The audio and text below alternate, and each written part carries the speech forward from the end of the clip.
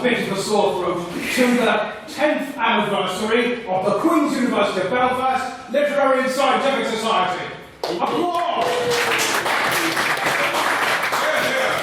I am the founder and first president, Godkin. You know, that boy you've heard of, him. And so tonight we're all gathered for some beverages, merriment and other things to celebrate the 10th anniversary. So it's going to be quite similar to normal. We're going to have some minutes, some president's questions directed towards the original and best president. I'm just going to say that now. And then we're going to just have a lovely evening. So, this is... Do you want to introduce yourself? Absolutely. Good evening, everyone. My name is Inspector Hughronymous DuBois.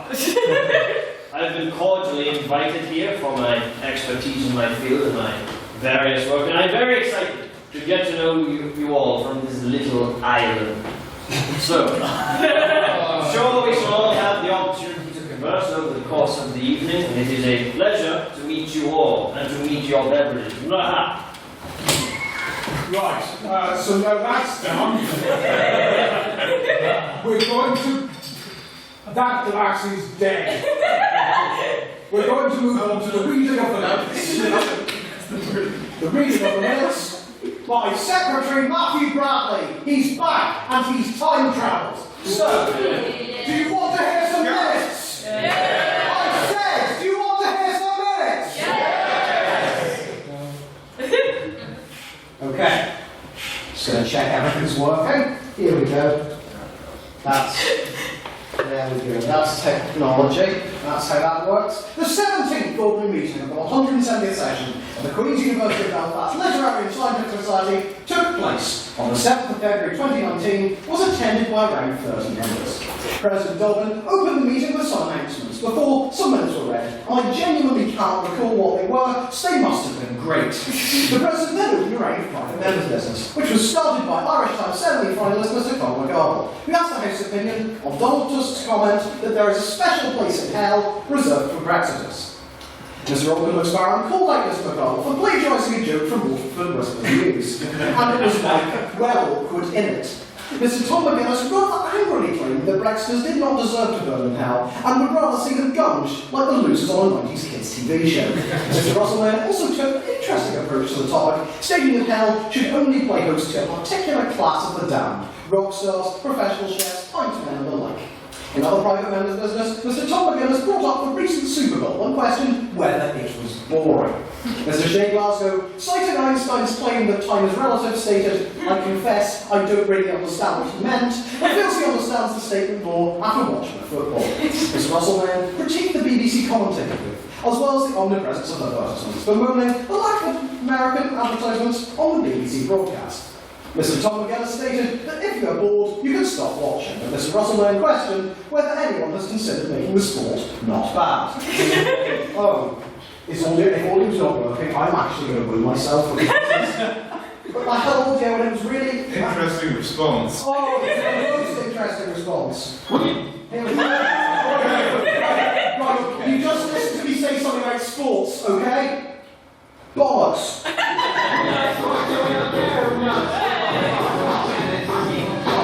That joke is ruined now, like my life. Mr. Morgan Hickman brought up recent comments made by actor Liam Neeson and highlighted how Liam Neeson's decision to honestly vocalise his guilt was potentially admirable. Mr. Hamilton stated that we could learn something from Mr. Neeson, and both Mr. Ryan and Mr. Matthew Bradley discussed the status of outrage culture. Trustee Treasurer Mr. Shea Glasgow, money ever on his mind, voiced his intent to profit off Neeson's comments by selling off his one-shot Qui-Gon Jinn comic, should be pulled from shelves due to use of Neeson's likeness.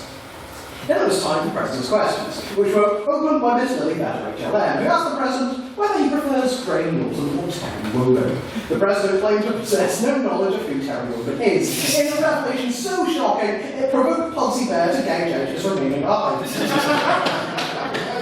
I genuinely didn't know I wrote that. And then, beginning with his usual dramatic pause, asked the President what group of people he feels would deserve a special place in hell. Yeah. While expressing annoyance of a group of people who entered the pub wearing white baseball caps, he finally settled on the group of people who gather at the bottom of the street, who the President previously described in our 12th ordinary meeting as an assortment of what I will refer to as scum. Quite possibly my favourite quote said by anyone. Who is this man? He sounds insane. Mr. Chris Hubble noted the motion that was carried the previous week to invite a certain Mr. Paul Chuckle to guest chair at the debate. Mr. Hubble was visibly furious at the President for not getting in contact with Mr. Chuckle and called for Mr. Dobbin's impeachment. However, as the voice of the society tasked with contacting both our members and external speakers, it should in fact have been the Secretary's role to message Mr. Chuckle. Seemingly, Mr. Hubble voiced a grievance which should have been directed to me, to Hugh. I thought of that in the meeting. I was praised myself for an entire week. Various questions were asked about the law ball, and the President extended a hand to President of the Law Society, Mr. Morgan Heckman, for his work in organising it. Mr. Alderman Sparrow asked if Hugh was worried about Shay's frequent acquisition of Skulls memorabilia, as Mr. Glasgow was a 21-year-old man. Of course, Hugh wasn't worried, and indeed would have bought his own comics should the opportunity have arisen. The President then introduced the evening's motion. This House regrets the gig economy. A vote for our opinion was taken, but before it was read, the Secretary fulfilled a promise. Addressing Mr. Chris Hubble, the Secretary stated that he had constructed a tweet to be sent to Mr. Paul Chuckle, or as he is more commonly known, at Paul Chuckle, so invited him to guest chair a debate. There it is. While as of the 14th of February, the Literific has received no reply from Mr. Chuckle. By the following Thursday, it had amassed 34 retweets and 53 likes, making it the most popular tweet in the history of the Literific Twitter account. You're welcome!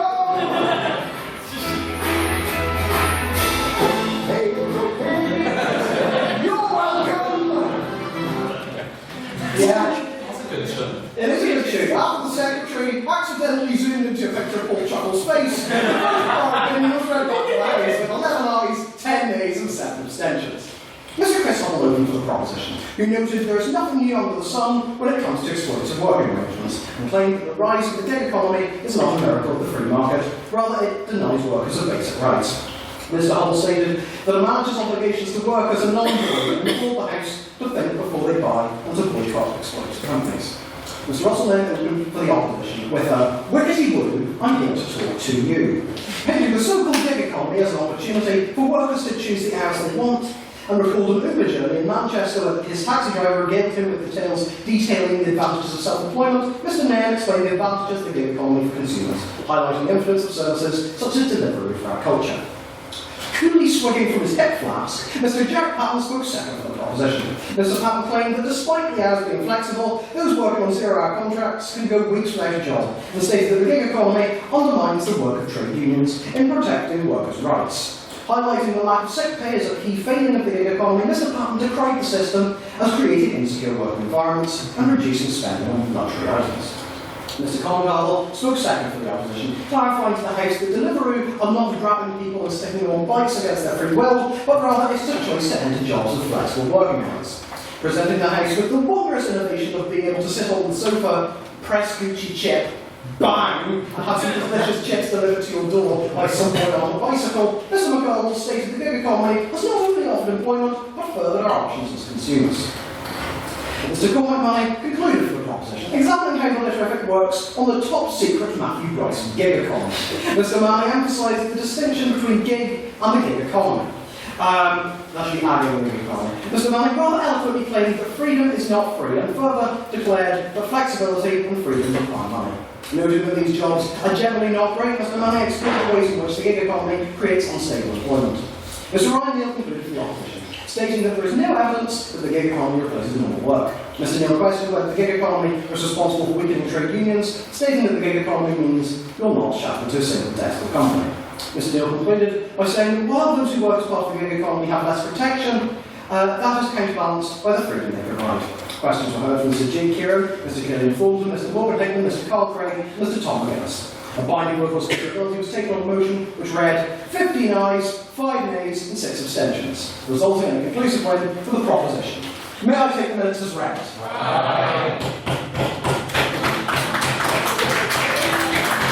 You're welcome! I should make the tree shorter. Okay. Welcome. There we go.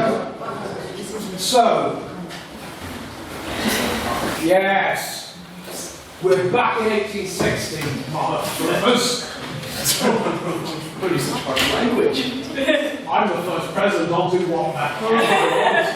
Right, so now it's time for a short round of President's questions. This is where, if you have any question you want to ask me, you can ask me it with your mouth. Mr. DuBois. Thank you, Mr. Godkin, founder and first president of this fine society. I would like to ask, who is this wonderful, gently smiling woman in the picture there? I'm sure that in this year 1860, I simply could not put a name to that face. Are you daft? That's actually, I have no idea who that is. She appears to be, and I'm not sure, someone dressed as Queen Victoria, but if you don't mind, she is far better looking, and she's got a nicer crown, and isn't wearing a big bag. So, just some woman really. Don't know who she is. Any other questions? You human man. Mr. President, there was a recent story in the news in 2019 where Nelson McCausland said that this fine establishment was a cold house for unionists. I'm just wondering what you think about that, considering the time that you've come from.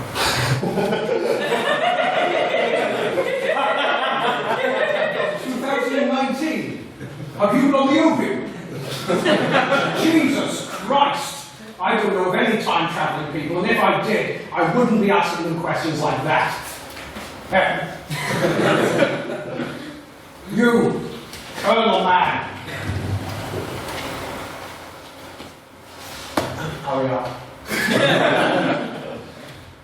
Mr. President, as president of this fine gang of misfits and degenerates, you are, of course, a man of political opinion. What is your opinion on very recently, approximately 10 years ago, there was that whole food shortage situation and a few of the daft and more extreme elements have been trying to reclassify it as a genocide. Well, fools they are. So I'm wondering what your opinion is on this nonsense. Well, as the President, I cannot have an opinion, for I have no free will. But I am glad I have created a society where people can discuss these things. And I think in multiple years, they will discuss that thing. And they will come to a conclusion which will be recorded in a book. You. Mr. President, you will no doubt be aware that recently one of the fool Whigs claimed that our current Prime Minister, Mr. John Temple, was a most villainous character. Now, bearing aside any claim of whether he is not a villain or not, if he was a villain, which Hulk hero do you think is best matched to face him? Well.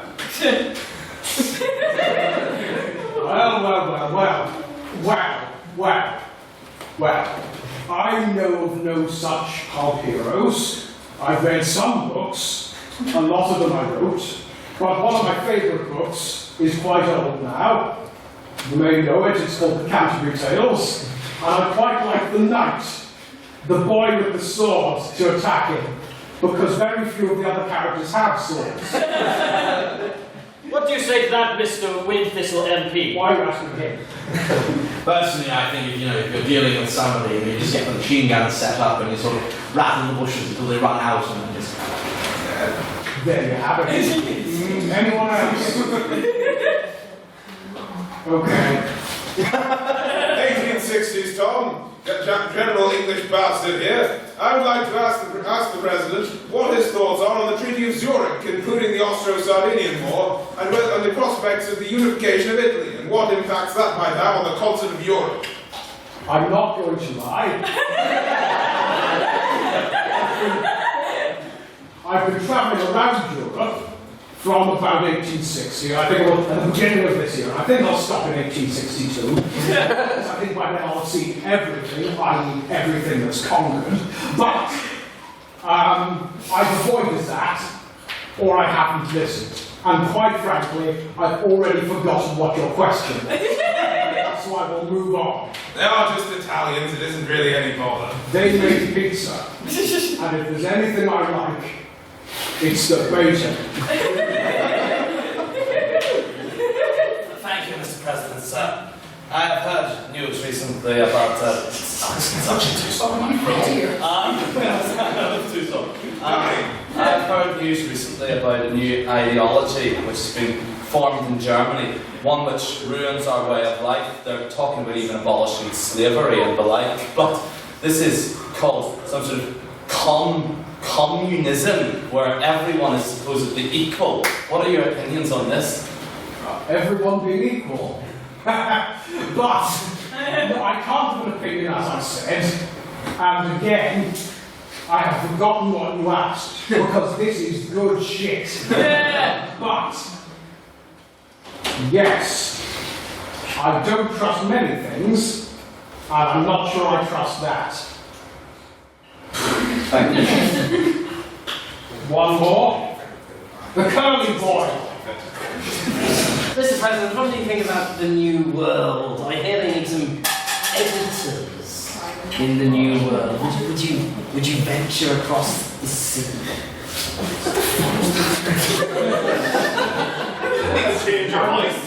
I would just like to say, the inspector here is very perceptive, as he leaned over to me and said, "That's America."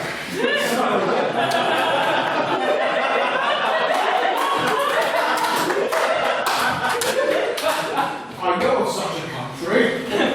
I know you have to go across the water in a boat. And I would love to form a newspaper there, because quite frankly,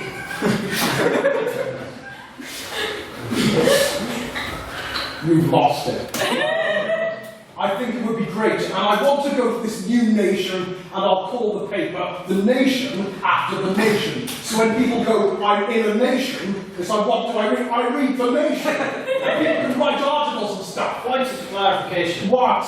Briefly to 2019, E.L. Godkin sailed to America and founded a newspaper called The Nation. The stuff about travelling Europe from 1860 is also correct. Those are history books that pretty much no one would get. Other than the ones that made them. That's why they were so hilarious. As we all know, this society is founded on jokes that are only funny to the people making it.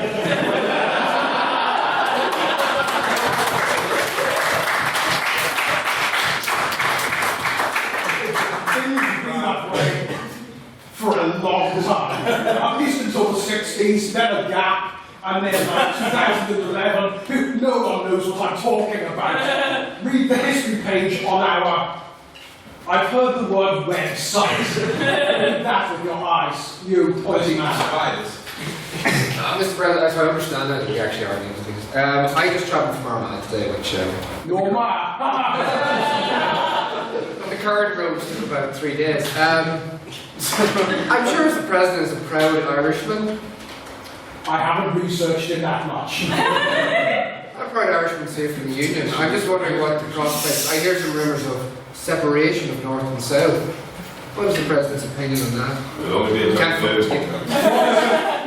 What kind of separation? Because I would be in favour of a separation that separates this place called Newton Arts. Not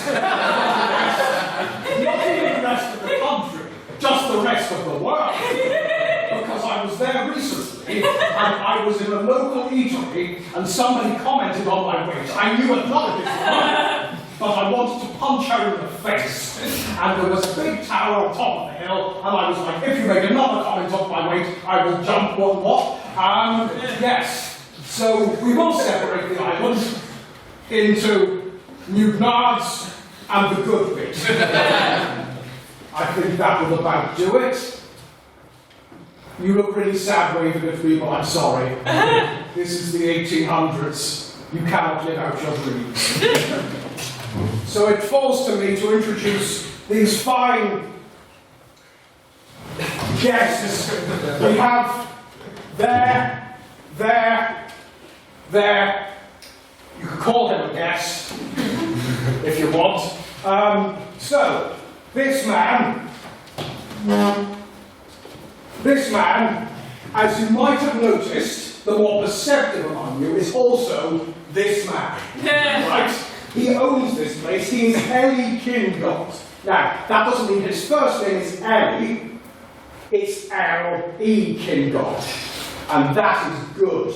That stuff is good. Do you want to introduce yourself to these people?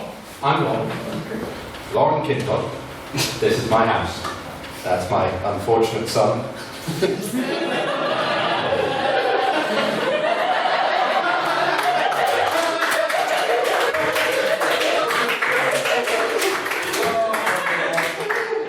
My butler is just on the far end over there. He's French, speaks slow, you might understand.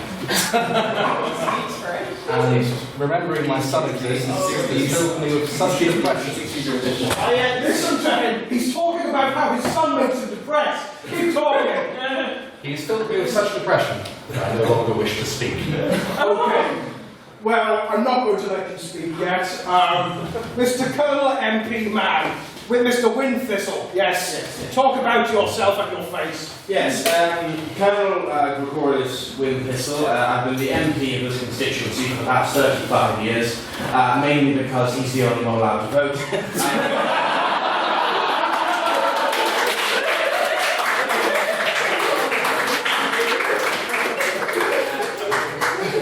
To be quite honest, I think the society are a bunch of degenerate misfits, fit for nothing beyond minor communistic ramblings. As such, I'm mainly here to canvass to him and to enjoy your free wine. So thank you very much, and I will get back to that. Thank you very much, you prick. Now, son man. Yes. So my name's Mason. I'm what you might call an anachronism. This is my father, although it pains me to say he doesn't often wish to acknowledge me. I'm not really sure what the point in a debate society is. I think the only debate should be the battle royale, and the only vote of binding opinion should be the victory royale that you secure when you're someone like me.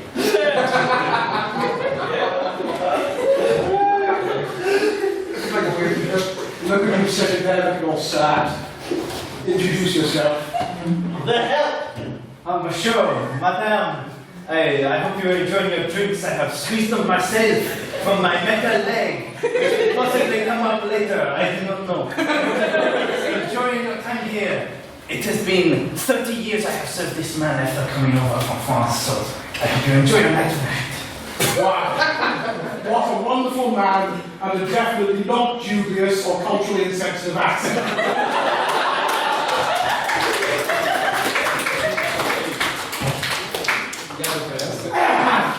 Yes, so we're going to move on. We're going to move on to the next bit of the evening. The inspector knows. The inspector does know. He knows a lot. Well, after all, it is, of course, we are at the apex of political discussion in Ireland, so I've heard. So, I move us all to take a moment to mingle and be merry as we return to our drinks and our conversations for a brief respite before absolutely nothing surprising will happen. As this is the routine meeting, as is such, we have very regularly in this the year 1860. So please, everyone, return to your drinks, to your conversations. Thank you all. I am so honored to This is something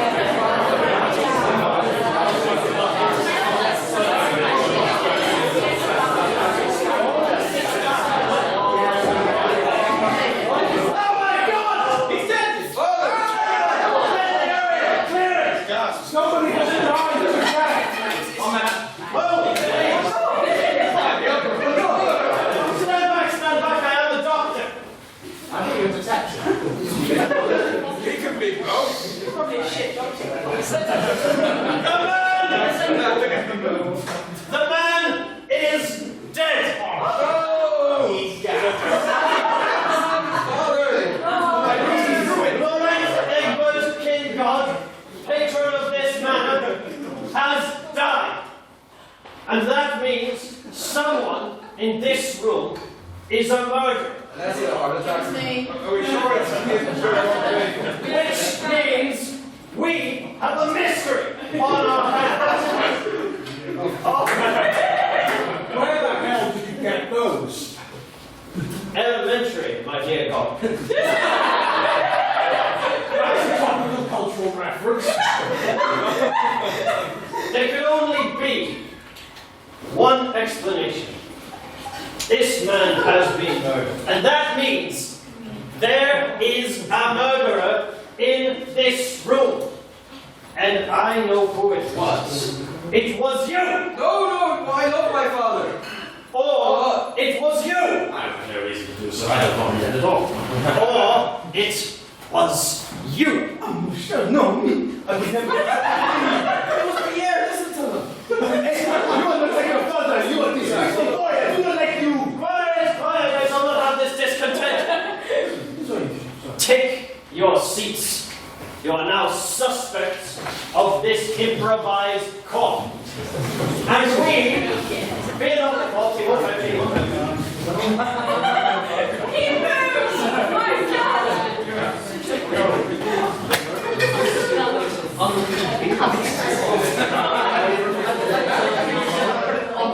Ladies, gentlemen, please calm yourselves. I have so far worse than this than my time in Singapore. Now, What did you see in Singapore? oh, a great many things. But we are not leaving this room until the solution is found. So I believe that what we shall have to do is we shall hear from each of our suspects in perhaps a somewhat British parliamentary speech translation form.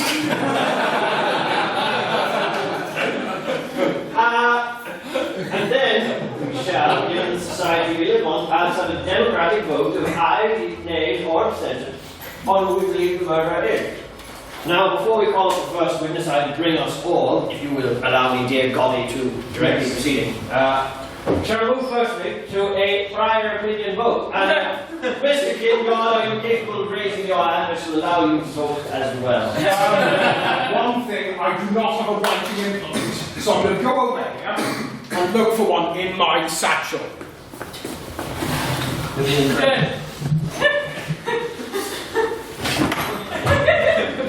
Perhaps he died of natural causes. Shut up! Not died of natural causes, and I'm sure that we shall find out what it is. He still breathes. No! It's not breath, it is natural gas.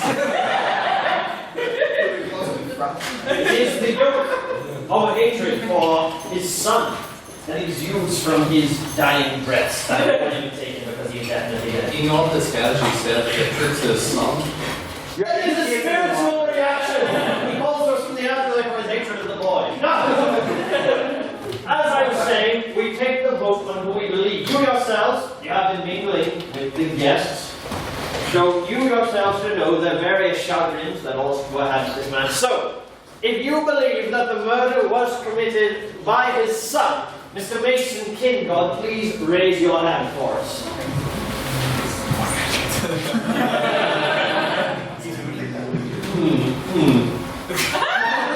Alright, I'm sure you've taken this down, Johnny. And if you believe that the murder was committed by the MP, Mr. Gregarious Winthish, please raise your hand. His story. Yeah. He just takes the I vote for that. It's not I'll see you sitting there, huh? You shall hopefully receive more than 8 votes come election time. I get 100% of the vote. Alright. And if you believe that the murder was committed by Mr. Matthias Sonbury, please raise your hand. What a pile of racists. He's got a vest on.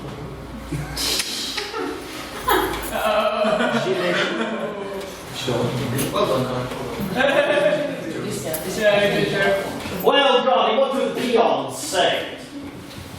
They say this. There's a. What? Okay, I'm just really worried about life. The people who think Mason did it was 3. The people who think Windthistle did it were 9. The people who think the Frenchman did it were 12. You. What's your Forgotten abstentions again. Yeah, exactly. Abstentions. Any abstaining people? Abstentions, the man is dead! 2. We shall see how the evening progresses. Now, it is now that we shall call up, because we cannot be judge, jury, and executioner, at least not until they have given their peace. So, I call up now the first giver of his testimony. He shall have a brief few minutes to try and explain to you all why he is not guilty before we move to a more decisive verdict at the end of the evening. So, please welcome up to speak first for you, our first defendant, the butler, Mr. Mateus Sombri.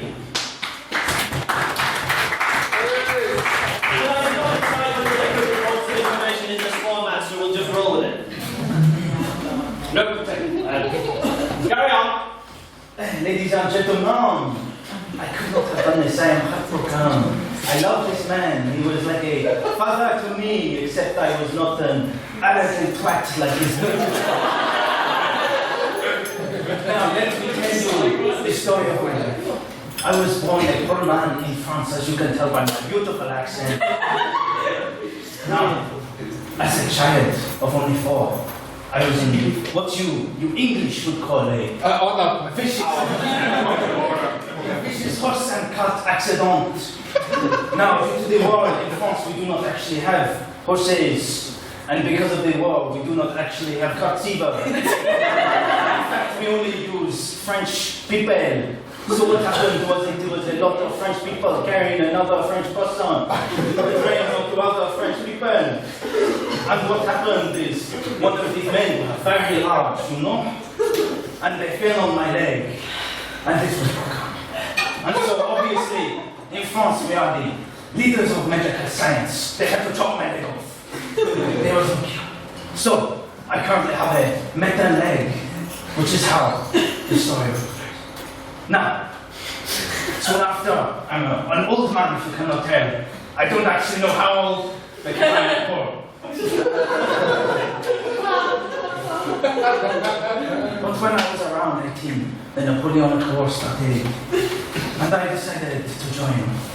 And I was told about the invasion plans to go to London.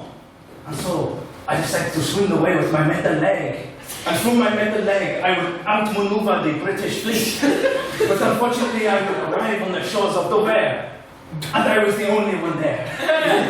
So there I was, a refugee of war. Well, technically an invader, but let's go. And I stayed in London on the streets. I had nothing to do. Until this wonderful man, Kingod, he came up to me and he said, "Hey, late man. If you wanna join me, just clean the knot. I'll only beat you occasionally. I'll give you a penny a month." Oh my lord, this. I almost did not believe him with his stupidity. Occasional beatings, most servants get them every week. It could not be me.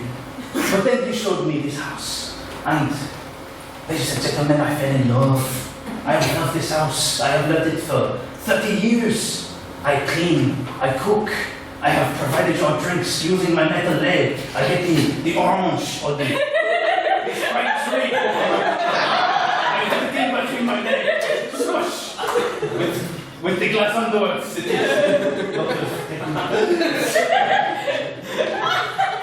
I've taken care of this house. I've kept for it, and it's a copious. I do not know the word. It is lost now in French. I love this house. It is close to a pub. It is close to a school where all of the children buy my opium.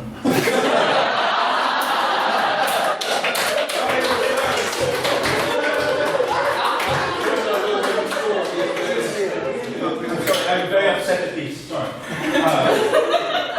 And most importantly, I didn't.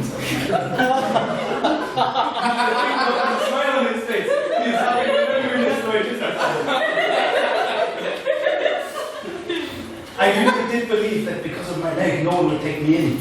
I believe everyone would think I was a widow, not just because I was French, but because I am literally quite a pervert. Sorry, no, thank you. Listen, please. But I do not see this man.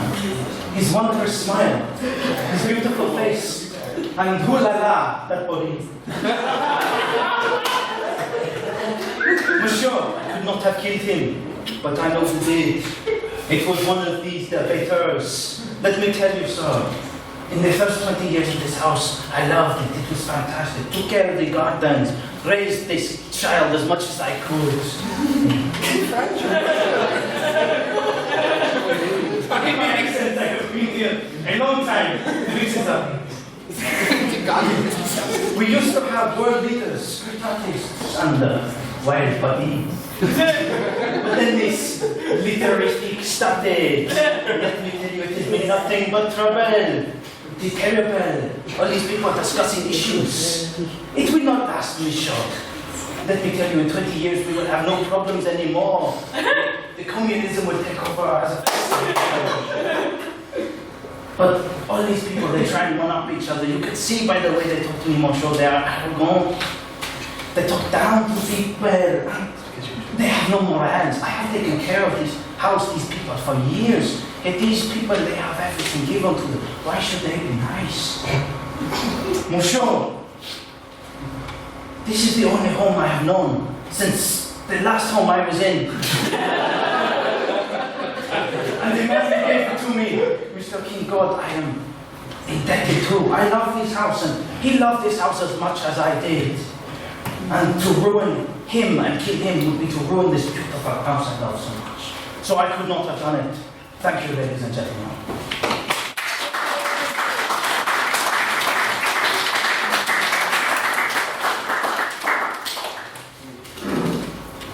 Thank you for your testimony, Mr. Songbury.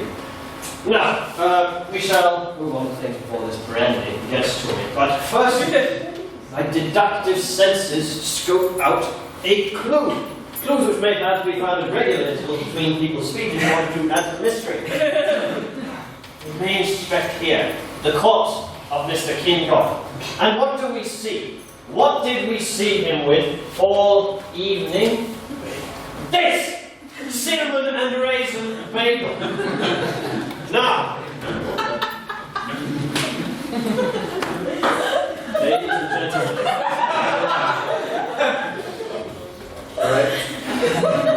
we take a cross-section of said bagel, and we find out that not only was this man dining on gluten, but on arsenic. Arsenic? Arsenic. This, you can tell by the discoloration of his skin, this man was poisoned, ladies and gentlemen.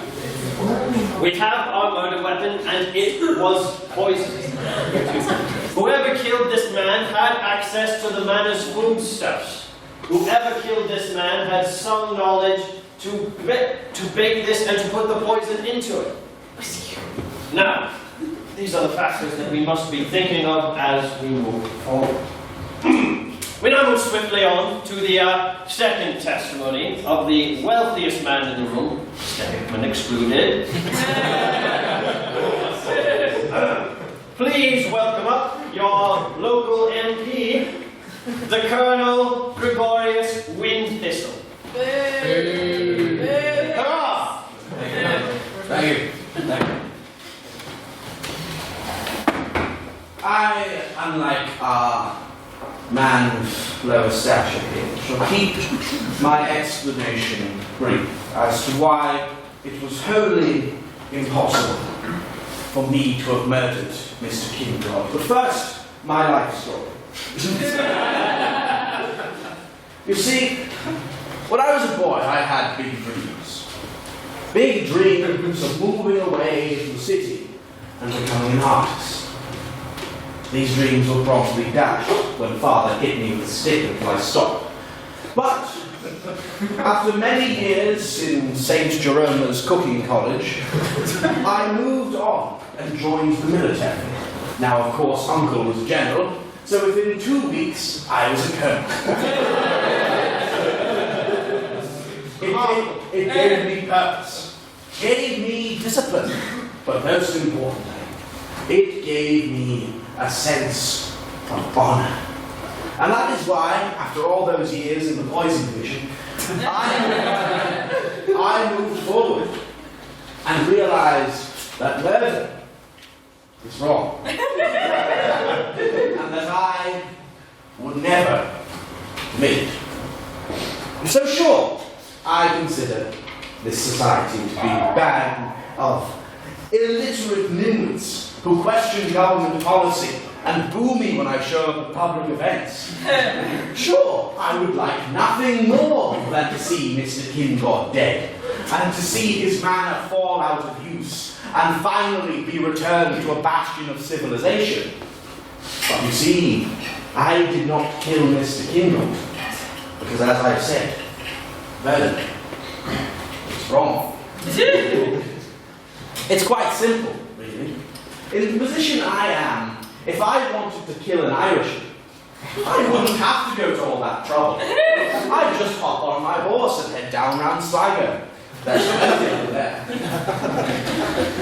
To question why I would possibly defy this fine region, why I would possibly murder my beloved, your beloved, when there are so many other idealistic candidates. Think, for example, his son. I am literally sad that I gave him tuppence area. I gave him tuppence, and the first thing he said when I gave him tuppence was that he was going to go and buy some V-bucks so that we could use them on tilted towers. V-bucks, ladies and gentlemen. V for Venezuela.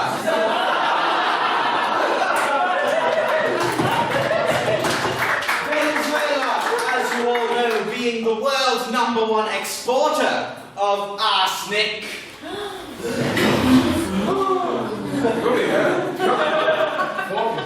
And tilted towers, more like tilted morality.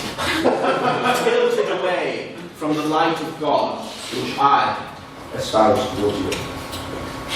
But our French friend here, could he have been the murderer either, as opposed to me, who would never kill? Well, that's, well, I did. It's not murder if it's in a war. He had access to his food. He served him the bagel which killed him upon a silver platter. I heard Mr. Kingod complain of indigestion earlier. Could this have been a long-standing attempt at murder? I do not know, ladies and gentlemen, but what I can assure you is that your benevolent MP has never done anything wrong. And that if I did want to kill Mr. Kingod, I would do like the 1940s and let the market sort it out. Thank you very much.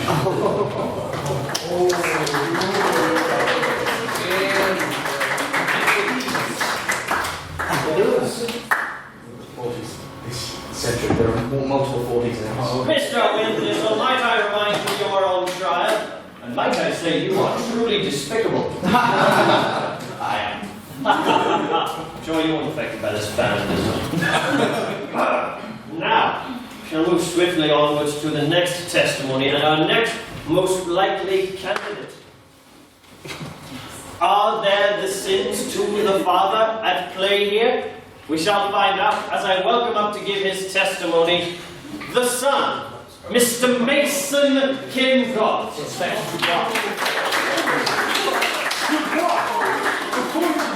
there not a clue that you have found? At the end of this one. At the end of this, you like to take your time.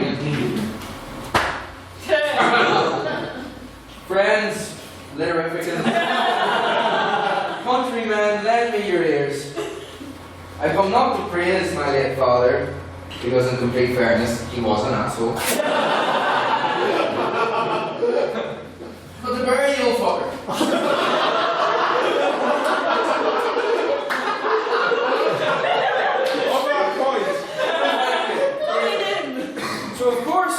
many of you have already decided I'm guilty, I assume. And indeed, I'm going to say lots more things that will probably make you think I am guilty. But I'd ask you all to keep in mind that just because I, in complete fairness, stand to benefit the most from the death on the ground, does not mean that I necessarily killed him. So let's just take some things into account about my actual person. I am, of course, those of you who are talking to me will know, 12 years old. Now you're wondering, Mason, if you're 12 years old, why do you have a pretty beard? Why is your voice so deep? Well, a simple explanation. I was simply so good at the 1860s game Fortnite that I achieved so many victory royales that it activated the testosterone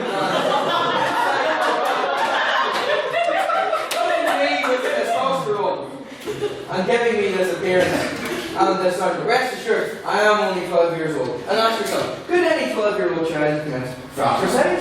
Would any 12-year-old child even know the word patricide? We're going to pretend that was a joke all along. The answer is no. How could I have killed this man? I have lived a life of luxury. I've never even set foot in the kitchen. I've had my food brought to me by himself over there. We'll get on to it in a minute. My entire life, more to the point, I'm a gamer. It's my fundamental philosophy that I, as a gamer, should never even have to enter the kitchen. I could not have produced this bagel or whatever it was and fed it to himself there. I could not have done this. Meanwhile, we have the Frenchie who has hated me all his life because he's jealous of my good looks, charms, and skills at poker game Fortnite and Minecraft. Long John Silver over here wants to frame me and take the mansion for himself. He's become perfectly accustomed to living here. The old rogue escaped France, and he's trying to frame me to take away my inheritance, which, by the way, is substantial. The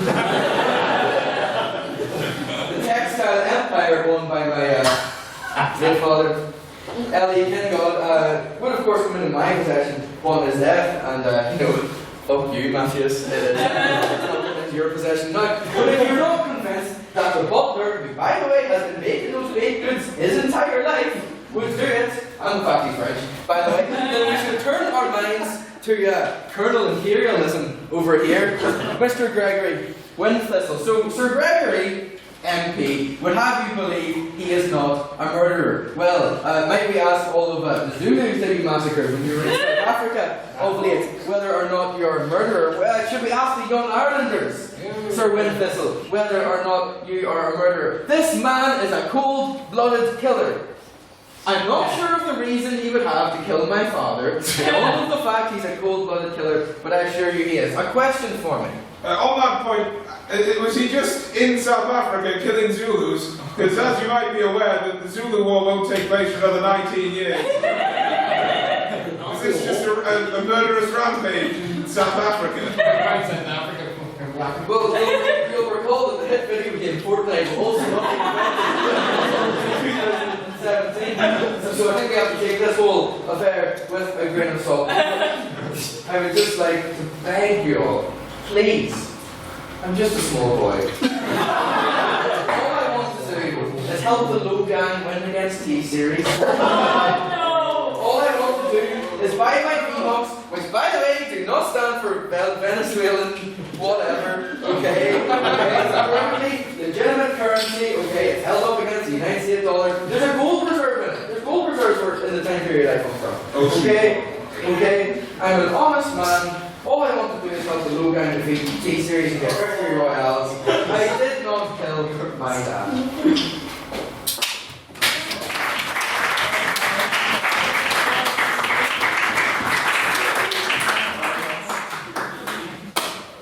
The mystery, as it develops, surely thickens.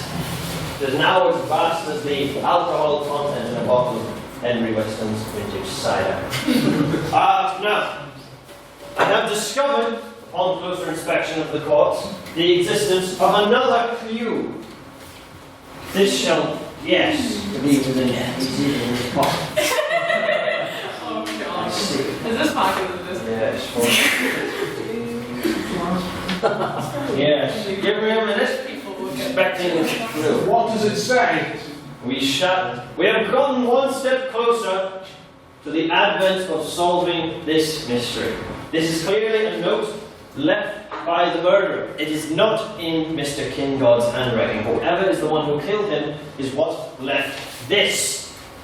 And this note reads, do you want to hear some minutes? And if we look on the other side of this note, Sapere Aude, which if no, you have not read, our pop-up banner is the Society's motto. What does this mean? I hear you ask. Whoever killed this man is someone who is close enough to the Society to know those phrases.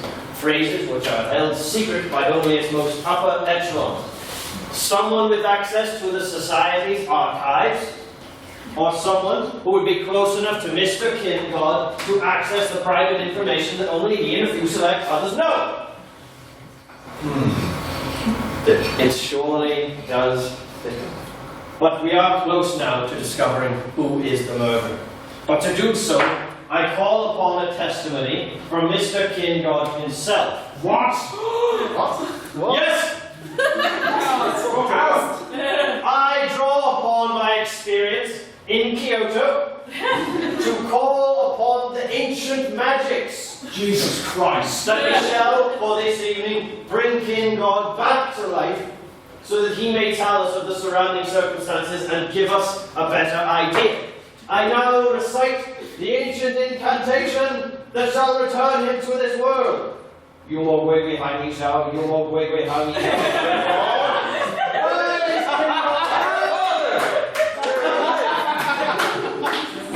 You have returned to us, and you must tell us of how it is that, as far as you know, from the connections of these men in your life, how it is you may have been murdered. And because you were sitting on that floor for an awfully long time, after your speech is over, you can return to a seat. Now, Let's put a corpse. a brilliant... That you didn't move me. I wish I could be of more help. Mostly I just think these people are drunks.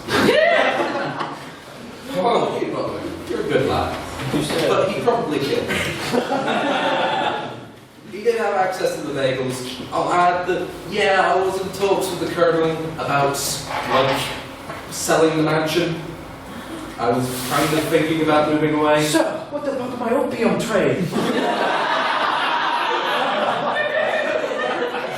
Would be very interested, assuming I actually took you with me. So, Father, thank goodness you're alive. Fuck up.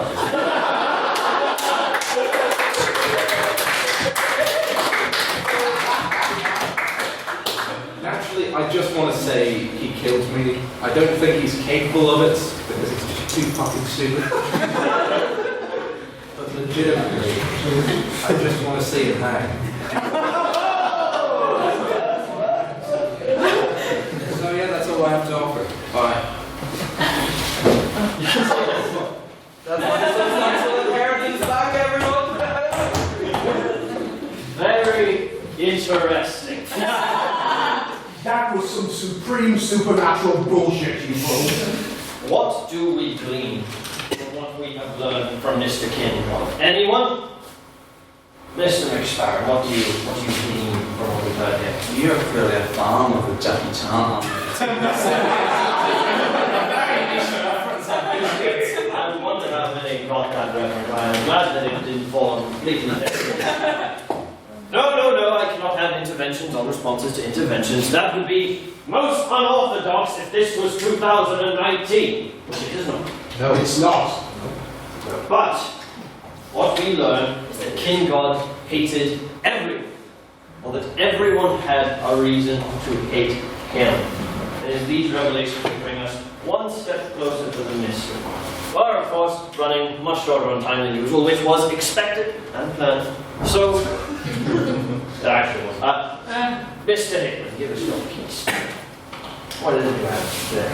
Yeah. Given his hatred of his son, did he kill himself just to see? Mr. Hickman. It doesn't go very far in my defence, but if my father killed himself, he'd surely be of the knowledge that his substantial fortune would pass straight to me. Yes, but you will die too. We'll have you hanged, young boy. Discussions of inheritance are perhaps pertinent, but that is after the fact and after the dark resurrection magics have worn off entirely. You may put your hands down. There shall be more time for questions later because we have not unraveled every mystery yet. Whoa! I bet half of you had no idea there was a door there. We see our next clue. Lest we let out the phantom that resides within. What do we see here? We see documents of private conversations had between Mr. Kingod and his lawyer, titled, "I want to sell me house." What? Who's the lawyer? And if you shall excuse me, I shall glean further information from. Now, Mr. Windthistle, a wealthy man, is he not? We can all see from the way that he carries himself around. Now, this tells me that Mr. Kingod was in talks with multiple parties about selling his estate. Now, this has implications, of course, for everyone who has spoken tonight. Yourself, you lose your place of work. You lose your opium trade. For of course, why would any prospective buyer of such a vast estate in 1860 keep around a servant with a handicap, and of his age, and one of such dubious political leanings? Now, I ask the audience here, and I hope that this gets the response I want because I have not tested this beforehand. Those of you who have spoken to Mr. Windthistle this evening, I ask anyone to interject. What did you tell about his feelings about this event from your conversations with him? Anyone at all? He's an honourable man. Nonsense. You, Mr. McGod. He was a typically Tory. Elaborate, please. Well, the word Tory comes from the Irish word Tora, which means outlaw, so I'm sure we can infer a lot from that. I call upon anyone in the audience. Yes, Miss Hawk. He had a dubious love of guns.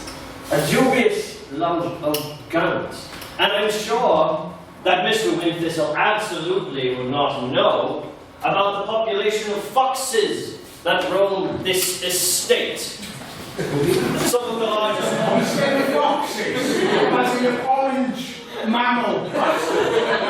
This sounds right. Now, given your background, I'm sure that you, Mr. Windthistle, have never in your life engaged in the hunt. Now, would you have? I have on occasion known to hunt the wee bastards. Another reason that you would have interest in this land, and what I can tell from the documents between his lawyer and himself, is that these negotiations were not conclusive.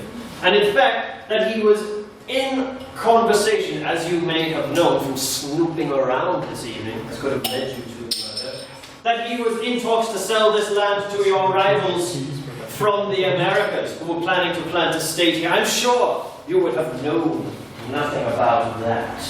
It would have been an immense shame to see such land fall into the hands of Americans. Of course. And as for Mr. Kingod himself, why would he be wishing to sell this land before his untimely death? One could only assume that what he wanted was to get away from his son. Surely, could he not?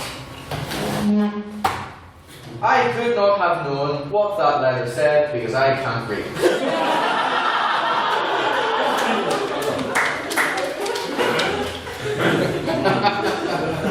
One could infer that as you roamed the house, you could reasonably have overheard a conversation between Mr. Kingod and his lawyer. To understand the general gist of what a sale of this land means, to lose everything that you hold dear. Not with my gaming headset on, I couldn't hear anything. You would lose your consoles, you would lose your V-Bucks, you would lose that wealth which ties you to Mr. Godkin, your mentor, who loves you far more than your father ever could. Which isn't much, but it's still, enough. He shakes my hand sometimes, like,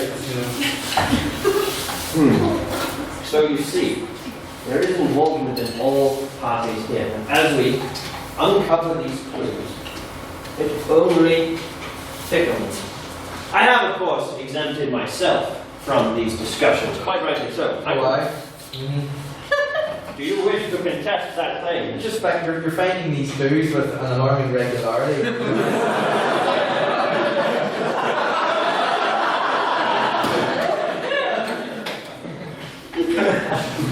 You wish so, Mr. Kingod. Are you the director of these proceedings?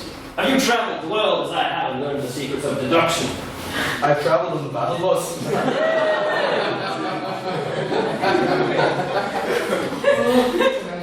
I see how it is. I set up a kangaroo court for you people, yet you turn against me. Fine.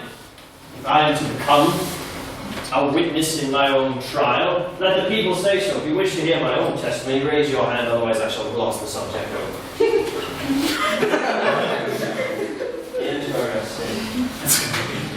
Some would call it convenient that I excluded myself from the initial vote where I listed every capable candidate of the murder that did not include myself. Pure coincidence, I assure you. I have been intentionally secretive about my origins, not because I wanted to kill him, but because I have seen what this society does to people. I observed from afar from my holiday home in Biarritz, close to, I believe, your homeland, Mr. Sondry. And well, I learned a lot about the Literific, perhaps in an almost meta-narrative sort of way. You constantly walk around in circles in the repetition of jokes that no one else understands. You are, to a degree, self-important about your stake in issues of the world that you dally about at the start of every evening as if they are there just to simply make a joke of, rather than being something genuinely important to our time. I obviously cannot tell you why I would want to kill Mr. Kingod, because there is simply no reason. I have no stake in this manor, no stake in you people, no stake in this country. I am merely here to observe a mystery when I see one brewing. And you may take from that what you will, but I am here merely as an observer, unlike the other unscrupulous candidates that you have seen here today. Would you dispute that, Mr. Winters? Would you? I don't know, it seemed a bit sketchy. Sketchy. Well, What's in that pipe? it is the halfling's leaf. I've grown perhaps too fond of it. I hear you can't call them that anymore. He's one too, I'm there as well. Now, I have been welcomed here as E.L. Godkin's honoured guest. Everyone knows that he is the most respected academic who ever lived, which is not at all due to a biased perspective of the people in this room. No. Why would I wish to sully my reputation amongst these people? We all know Kingod is a brilliant friend of Edwin here, of Little Godkin. Why would I wish to ruin that relationship that I have just so recently forged as I got to meet all you brilliant people tonight? No. I was not the murderer that you seek. It was indeed someone far more scrupulous. And I can... Unscrupulous is the word. I'm sorry. Who is giving this testimony, Mr. Winters? No, sorry. I probably should know this word used. As I thought. But I shall soon be drawing this debate, as you call it, to a close. Although perhaps the British parliamentary format and all of its bastardizations are far too confrontational for me to observe. But I now unveil the final clue. Oh, where'd you get that from? It was on the table. It's just on the table. Yeah. On the table. The table in Mr. Godkin's private possession. Oh, God. As he wished to keep this from you. You may be thinking that me coming up to speak as a possible suspect is the grand twist of the evening, but nay, it is not, as I shall inform you of the context of such. Some of you may have heard tonight of the relationship of Mr. Godkin and his ally, Mr. Kingod. Now, they are indeed colleagues, they are best friends. They founded this society together, where they love to convene and talk and have their soirees and meetings, which you both despise. But there is more to the tale. As you may have heard of me, I will tell you, this is not only the meeting for the decennial celebrations of the Literific's founding, it is intended to celebrate works that were recently published in the academic fields by Mr. Godkin and Mr. Kingod. Now, these two were writing in the same area, of course. They were publishing their seminal works, their magnum opus on a subject that I never thought of what that was. But the reviews of their literature have just come in from Oxford. What Mr. Godkin has been keeping from you all night while he stays in his chair is because the review of their articles has just come in from Oxford. This is a letter from a colleague of the Society, a professor of laws from Oxford, Dr. Kingod Manor.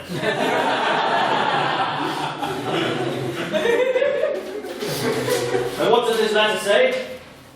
It says that Mr. Kingod's was better.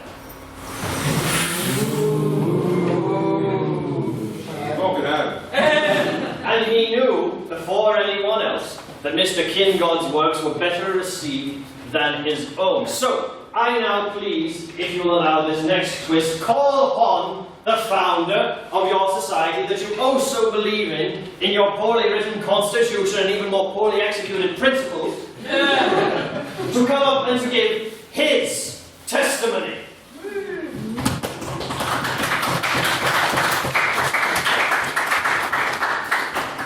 Reviews aren't everything. There is much more to life than that. And as I've travelled, oh, I have travelled, and I've travelled, and I've travelled, I have found many new things. I have found the inventions of a Mr. Nikola Tesla, and I wish to present them to you tonight to prove my innocence. There is this vocal amplification device. I failed. Or I mean mine. And there is this light-up wall, which has been displaying a picture all evening, and dubious other things over the course of the night. Now, oh, there's an echo. I have no reason to kill Mr. Kingod.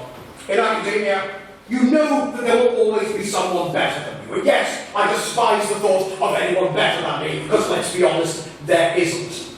So, if you want to hear a testimony, I will give you a testimony. The bastard isn't working. Tesla!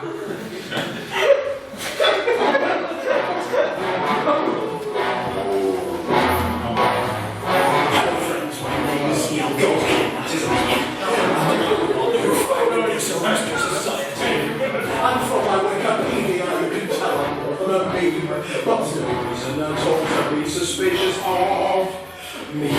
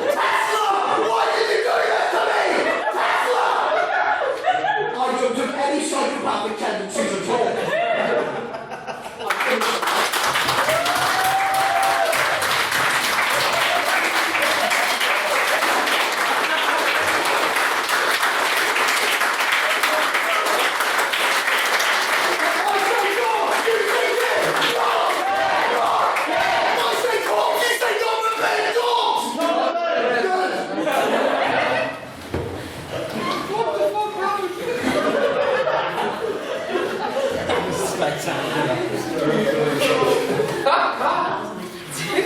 On that point, Will you be releasing that as a single, Mr. Godkin? Please, on iTunes. what is an I tune? I tune and I sing you a song, you tune and... Well, I obviously referred to you all at the start of this meeting that there would be surprises, did I not? Although I'm sure none of you were quite expecting that, except for me, I saw a preview beforehand. Now, we have heard all of our testimonies or speeches. If you'd like to refer to them as that, we now move to what is a round of questions, which, if no one from the audience offers, will be delivered by me. So we open up. Does anyone have anything they wish to grill the candidates to find out why they may have been the murderer? Firstly, I shall turn to Miss Besser. I'd like to ask Mr. Salisbury.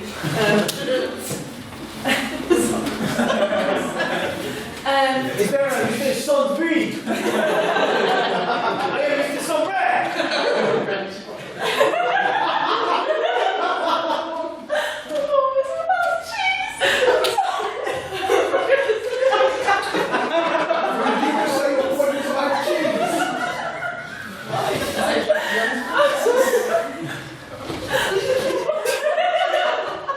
The evening has descended into absolute anarchy. This is madness. Would you like a snack, young child? Oh, no, that's not like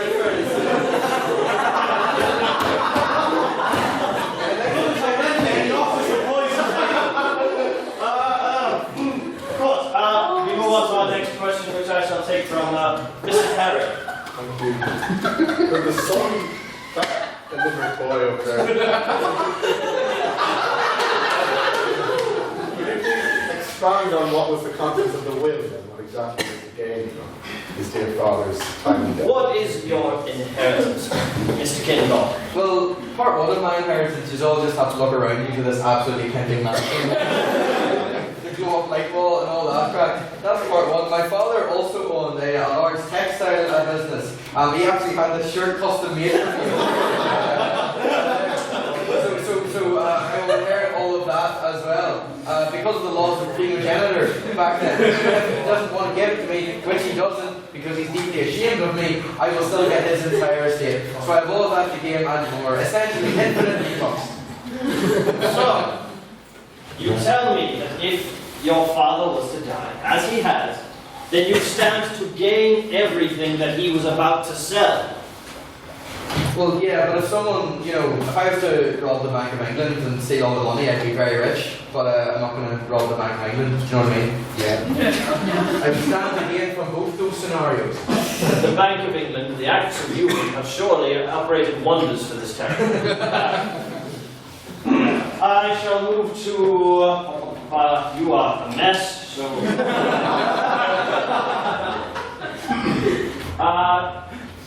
Mr. McGinnis. My question is addressed to E.L. Godkin, the Belfast industrialist murderer.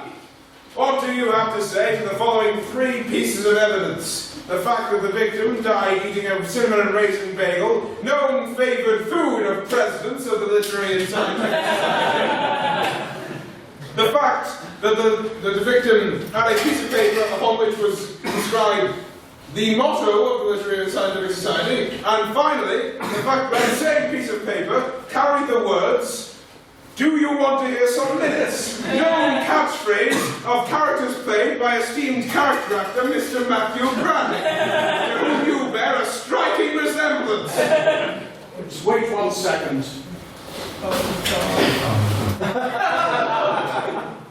Well, Please don't throw that over anyone. that was never the intention, for I would never intend to harm. A cinnamon and raisin bagel, no, I don't partake of such things. I would go for like a donut or some shit like that. Bagels are not meant to be sweet, they're meant for ham and other meats or vegetarian alternatives. I've forgotten your other, the superiority thing. Saying that something to do with the Literific is a reason why I murdered this man. clearly implicates everyone in this room. We've all seen the pop-up banner outside, which must have been designed by delightfully handsome fellows. Bollocks, I almost choked on my beverage. Your third point. Yeah. The minutes. All right. I don't know who that is. Any other questions from the house? Mr. McMahon. This custom-made T-shirt of yours, it's spelled wrong. Yes, that was a joke. Well, I suppose, I mean, it's spelled correctly. Well, of course, the actual game is spelled differently. It was a T-shirt, I did it differently, okay? I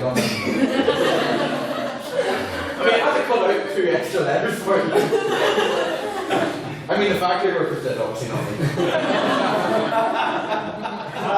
So take our next query from Mr. Patton. Yes, given the current circumstances, the simple fact is, regardless of the crime, that the gentleman, I believe you're Mason, has committed a significantly greater crime than murdering his mother. You're wearing socks and flip-flops. Something that should be justifiably.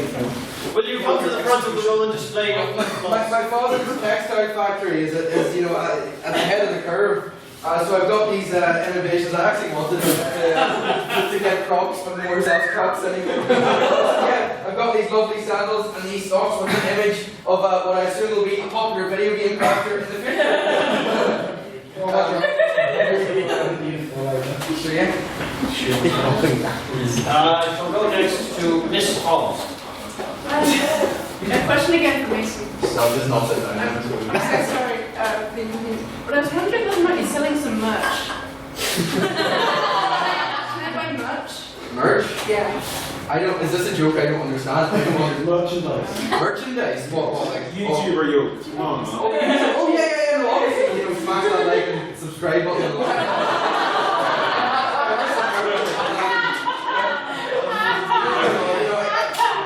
I don't sell merchandise. I sell good times to my fans. So yeah, you know, hit me up on my Patreon page. Look at all this stuff. Yeah. Support me, you know. This question was brought to you by Dollar Shave Club. I shall.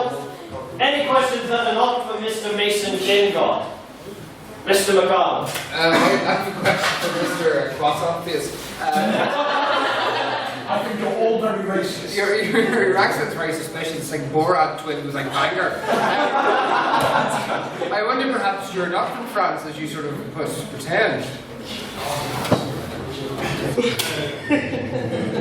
Sure. That's a stupid question. If I was not from France, why would I tell you? Then just go, oh, look, you have got me. I am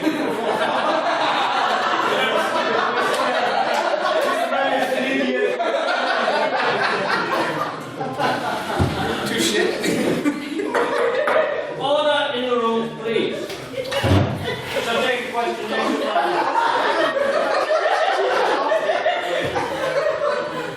What? She just lost it again. All right.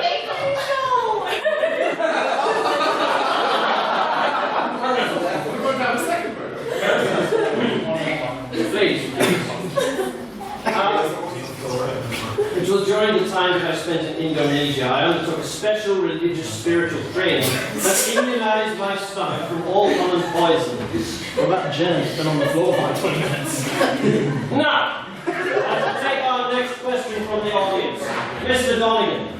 Can I address a question to the deceased, Mr. Kingod? Yes! Mr. Kingod, you have obfuscated your dislike of your son for his activities in the 14 and the 19. But surely, as his father, you would not be the one enabling these activities by purchasing the computer implements with which he uses to engage in the 14 and the 19. Mr. Kingod. I had not considered not nailing him. I thought the beatings would suffice.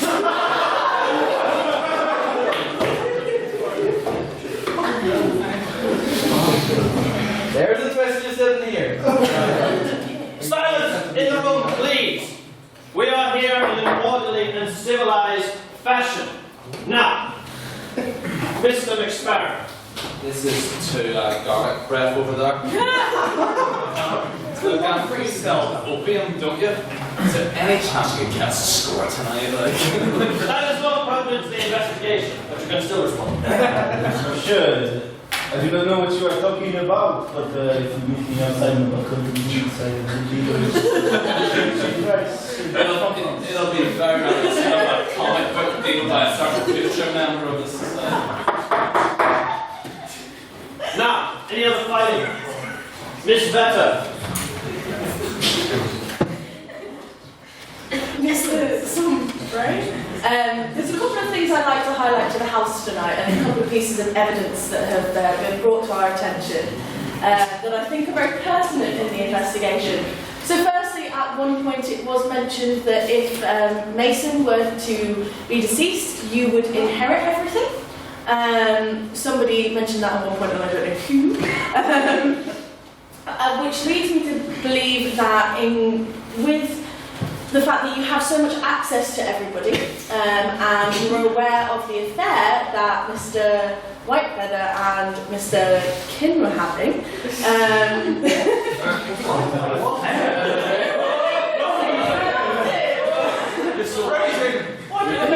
Whitehead or something.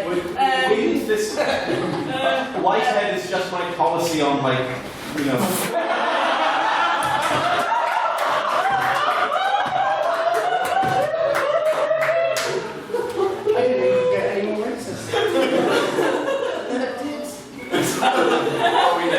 And when the initial investigation started, you did say you had a great dislike for Mr. Kingod. It leads me to believe that perhaps the bagel was actually meant for his son by mistake, that you had baked it for him, and you have come to regret the fact that it was given to the wrong person. I'd like to hear what you have to say about that. Mademoiselle. Hey! This is a ridiculous claim. You tell me I have access to a lot of people, this is right. So, why do I do this now, in front of all these people? I have been in this house for 30 years, and I decide one night when, how many people are here, I'm going to murder this man. Why not just do it in the middle of the night, just serve him random thing where he's playing the Knight of Fort. So here's your chicken goujons. You're right, I had ample opportunity. And that's the exact reason I couldn't have done it, because I would not have taken this, the worst opportunity to do it. Well, all I'm saying, I've been into my chicken goujons before, and sometimes they're pink in the middle. All right. We've heard enough of brilliant from the members of the House. It is now my turn. Unless there's any particularly pertinent questions, no? We now move on to a questioning that is conducted by myself. Mr. Windthistle, you, majority, escaped the ire of the ordinary members, but now I shall try and raise a couple of things to you. We know that you despise the Literary and Scientific Society. You said so yourself, you're only here to win back the one vote in the room. But you have so much to gain from your relationship with Mr. Kingod. You wish to purchase this land, but we look at the conversations with the lawyer, they are inconclusive. You fell out with the deal. He found a better buyer. The price was too high.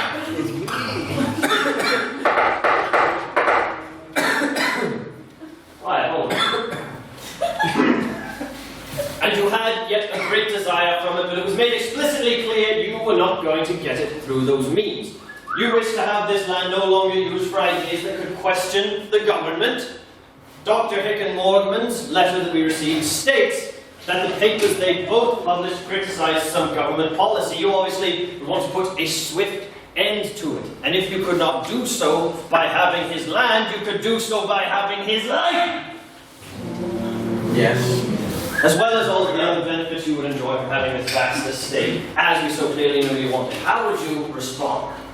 Well, I respond by pointing out that killing him would in no way provide me with the estate. Indeed, were the estate to fall into the hands of his illiterate son, I would then have to go through purchasing negotiations with him. If I were going to kill Mr. Kingod, the primary opportunity would not be tonight. It would be 10 or 20 years from now, at which point his son will have gained, hopefully, appropriate literacy in order to actually go through with a deal. Right, I know my ABDs, right?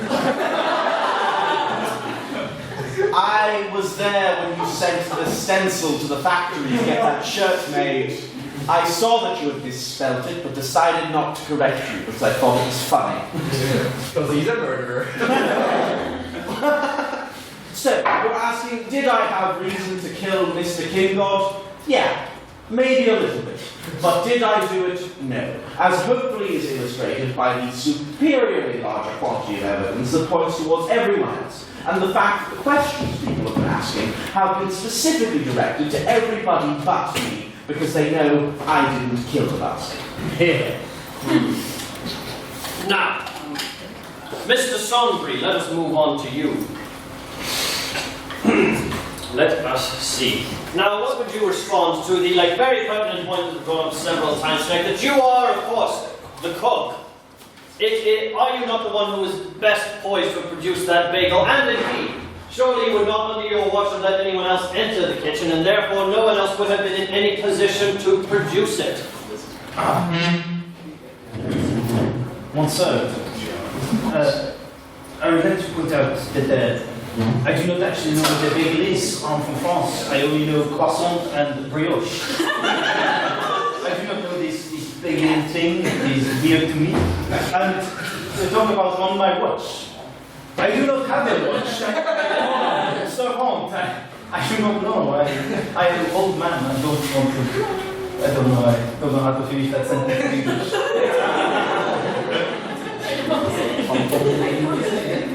And Mr. Kingod himself, as we've learned, all of these clues that we've heard tonight could line up to you as well. Let us take first the cinnamon raisin bagel. I have theorized that you could not have access to the kitchen, but you yourself would know the house better than any suspect tonight, having exclusive access to it daily. If there was anyone who could sneak into the kitchen and produce it himself, it would be you. Second clue, we found the mottos which can be traced back to the society and your father. It could be no doubt to any of us that you would have enough insider knowledge, having grown up around the man who rightfully despised you, but in the rigorous discipline he provided would have had to expend significant amount of time around you. And it could be reasonably theorized that you too would know of these. Let us take the discussions for land. You perhaps, more than anyone, had the most to lose out of the sale of this land. You lose everything that you potentially have had or could have.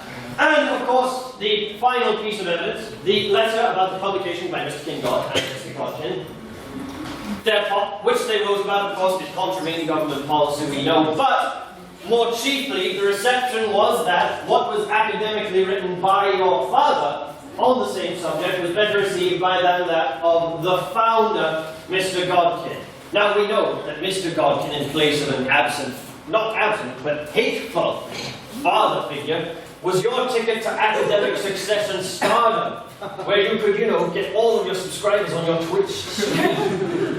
But you could stand to lose it all. What if he becomes discredited? What if your father's ego heightens and he decides to keep you out of any relevance any further, as he has always attempted to do? What do you say to that? Now, every piece of evidence seems to bring us back to you. I am simple.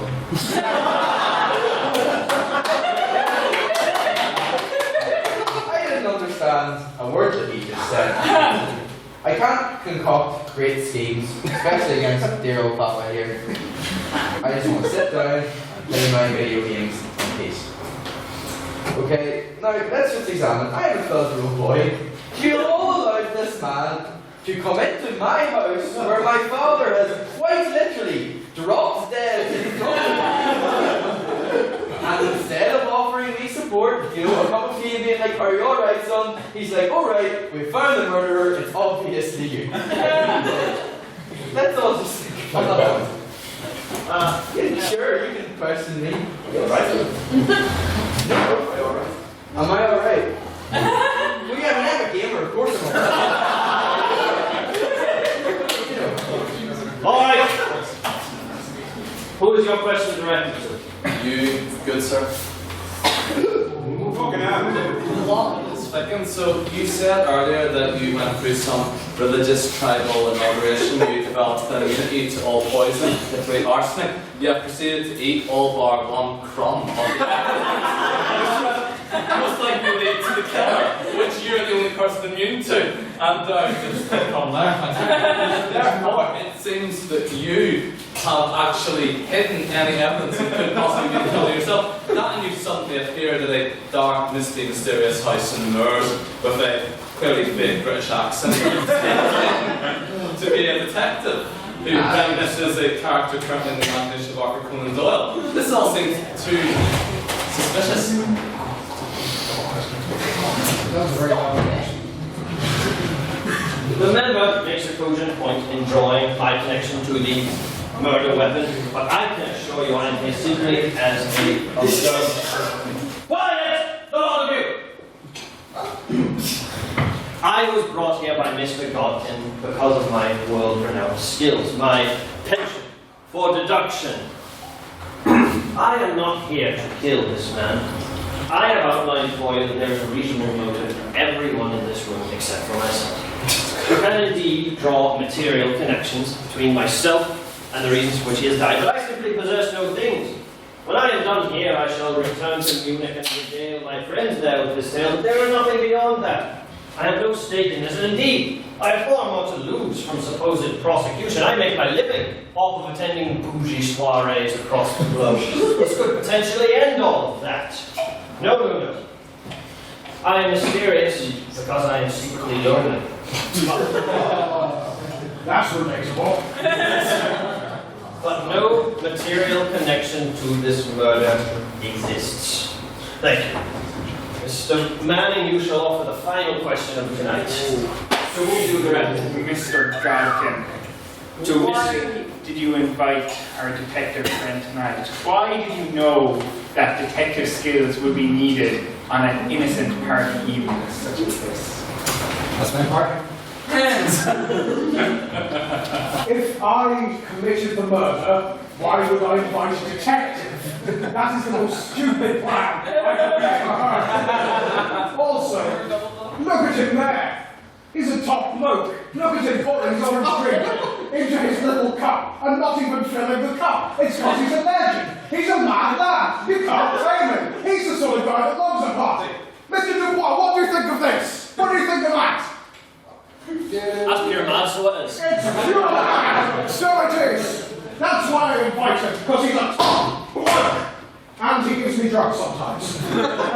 Alright, we now move, finally, to the vote, which shall this time include abstentions and everyone in the room. So,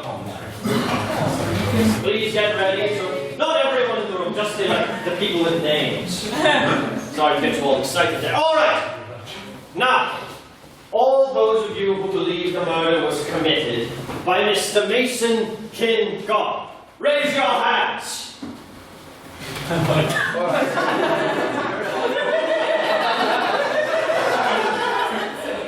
That's what we played for 9 years ago. You know, it was the 1860s when women don't have to vote but a dead man does.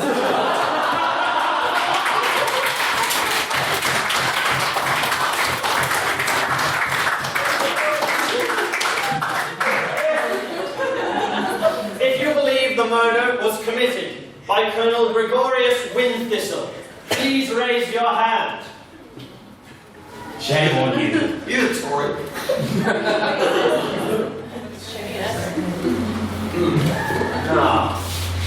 Next, if you believe that the murder was committed by the help Mr. Matthias Sunbury, please raise your hands. There's a lot of races here. All right. If you believe that Mr. Kingod ended his own 8,000 of them in their life. So do you think he did it? Oh, I didn't realise that was going to be an option. It is not. But you already voted for Trump. What? You already voted for Trump. You didn't tell me that. Typically Tories vote. I said every name. No! Silence! If you believe that the murder was committed by Inspector Hughronymous DuBois, please raise your hand. Okay, I watched the argument last week. Please raise your hand. Still 50 years away. And if you believe that the murderer was Edwin Lawrence Godkin, raise your hand.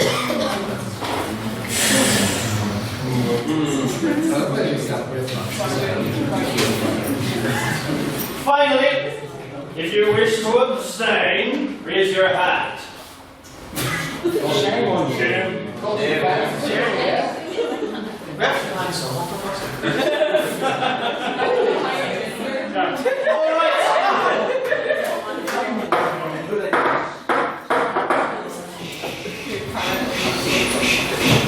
Who won that vote, Mr. Godkin? Incriminate yourself, please. Incriminate myself. The butler, whatever his name is, 7 votes. Some Breed, 7 votes. Cross on face. Wind Thistle, 2 votes. The Simpleton, 4 votes. Kingod himself, 2 votes. Me, 5 votes. DuBois, 7 votes and 5 abstentions. Well, it seems the vote itself puts a tie between myself and Sombrie. But unfortunately, in this the year 1860, democracy can only take us so far. For I have deduced who the murderer is, and when I present it, the evidence shall be so irrefutable that he shall own up entirely to his crimes. Ladies and gentlemen, give it up for your so-called founder, Mr. Edwin Lawrence Godkin. Yes. And he would have gotten away with it too, if it weren't for us meddling kids and our dumb son. Yes, indeed. You are the one who engineered the arsenic because you learned the methods of poison that I told you about when we were talking via letters before I arrived here. You knew all about it. It is you who planted the literific messages because of your ego. You would hate to have a murder happen at an event of this magnitude without international news being able to report on the slogans that you made because of your self-centered nature. If this estate is lost, then the place that you use for all of your society meetings, your soirees, all of that goes away too. You're afraid of losing all your luster, the cult of personality that people might have created in you about 170 years from now would cease to exist. And indeed, it is that final piece of evidence that is the most damning. That his works were preferred to you, your academic reputation put on the line, and from it, all of the reputations that have preceded.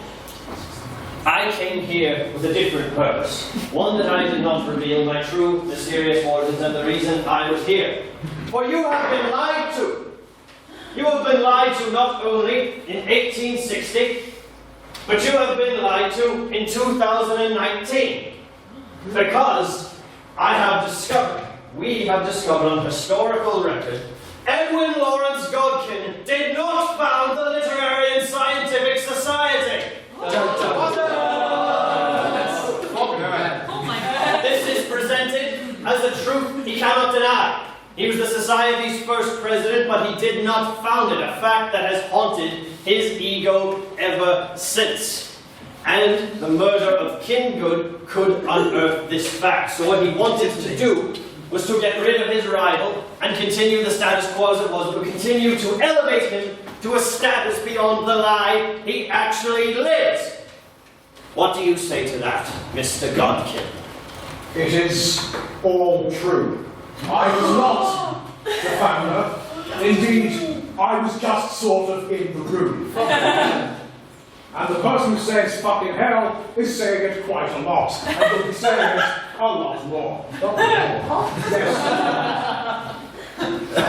While the detective had his own reasons for being here, I too had my own. For I significantly underestimated his abilities and thought he would blame it on the sun because he is not actually that likable. I tried to like him for so long, I even said I'd go to America with him, but what he didn't know is I would have probably put him on a different boat. He wouldn't have known, just look at his face. Valentine's Day night. I don't fancy you, that's just weird. But yes, I did not fancy society. I was jealous of Kingod. So jealous, I got angry.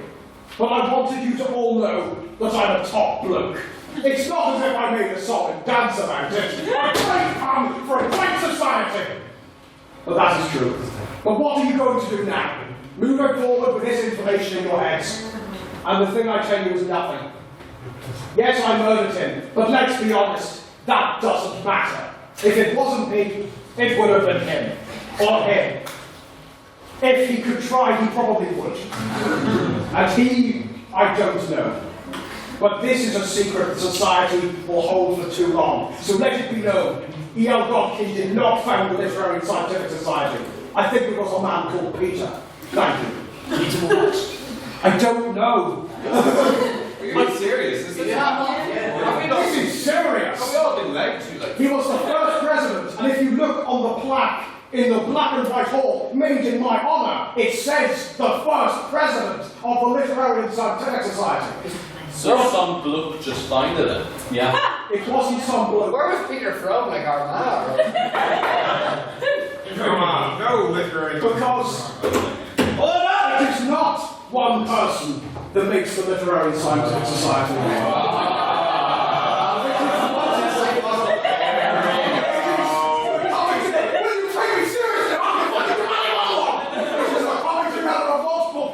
That makes the society what it is. It was founded not by one man, but by men. And yes, it was just men, but that's the way it was back then, or as it is right now. Not in 20, I'm speaking in 1860! I'm in character! Okay, I'm not in character next, I've gone back to my normal weedy voice. But if I went back to that, I'd be in character, okay? Fuck it. Take a breath. But shall we not bring him to justice then, for what you've done? I say honestly, just leave it. Because if you look at the amount of stuff they've done for E.L. Godkin, there's a competition named after him. His face is on fucking everything. There is no escaping me. And this is a truth you must live with. What's Peter? I don't know who Peter is. As I said, I was just sort of in the room at the time. There was probably, I think there was another man there as well. But this is what happens when you try and make the conclusion something factually accurate, but don't properly research it. If we can have silence in the room. We have all heard then the murderer was E.L. Right. Taxi for Godkin. What? Order! We can leave. We have heard the conclusion.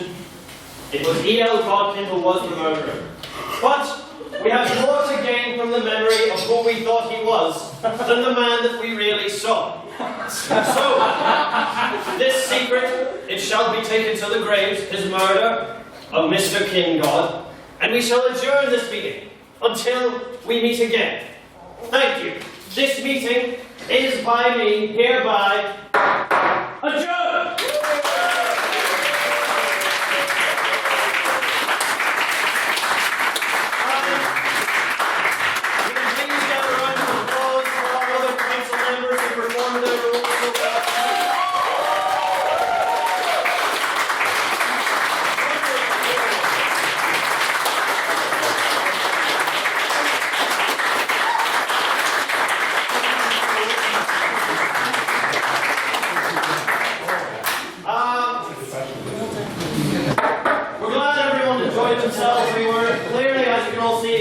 experimenting a bit with the format tonight. I'm glad that it paid off and you all enjoyed it. We shall, as we always do now, be adjourning to the pub. Sorry, it's had too much fun. And we'll be meeting next week to debate a motion that you know I forgot. What is it? Regrets disaster. Next week to... Yes, I trust me, I meant everything. Next week we have our debate. This house regrets disaster tourism. A few more things to note, so we didn't have traditional announcements. Sorry, keeping these all so late this week, but please get a round of applause for Mr. Manning and Mr. McArdle for their performance in the night.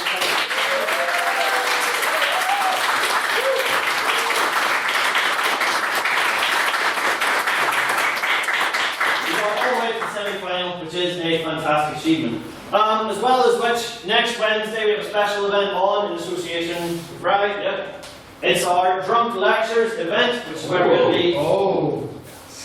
Next Wednesday at 6. If doors open at 6, if you would like to speak, let me know. And we're looking for speakers.